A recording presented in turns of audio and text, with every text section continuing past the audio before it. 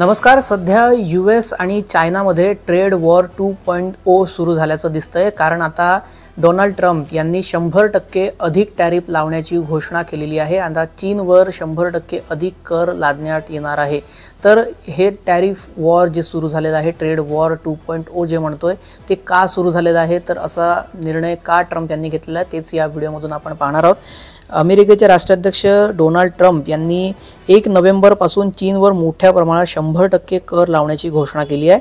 America सर्व महत्त्वाच्या सॉफ्टवेअरवर हा कर लावणार आहे असं त्यांनी म्हटलं आहे. ट्रम्प यांच्या या निर्णयामुळे जगातील 2 सर्वात मोठ्या अर्थव्यवस्थांमधील व्यापार युद्ध हे आणखी तीव्र होणार, आता हे यातून स्पष्ट झालं आहे. याआधी चीननं दुर्मिळ पृथ्वी खनिज म्हणजेच रेअर अर्थ मिनरल्स यांच्या निर्यातीवर बंदी घातली होती. त्यालाच उत्तर म्हणून आता ट्रम्प यांनी ही घोषणा केलेली आहे.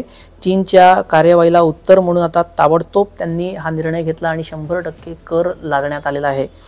तर काही वस्तू असतील दुर्मिळ खनिज निर्यात बंदीवर घातले नाही, तर अमेरिकेत चीन वस्तूंवर आता कर लादणार असा इशारा आता ट्रम्प यांनी दिलेला आहे. त्यामुळे 2 मोठी अर्थव्यवस्था अशा प्रकारे त्यांनी ट्रेड वॉर करणं, याचा परिणाम नक्कीच भारतावर किंवा इतर जगतावरही देखील होणार आहे.